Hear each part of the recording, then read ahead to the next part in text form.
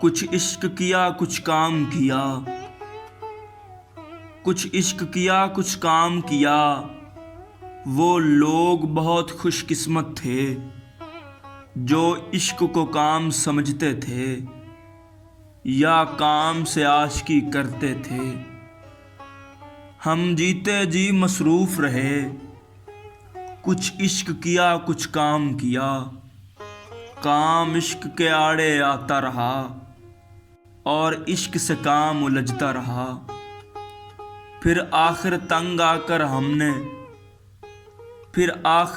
आकर हमने दोनों को अधूरा छोड़ दिया। कुछ इश्क किया कुछ काम किया। वो लोग बहुत खुशकिस्मत थे।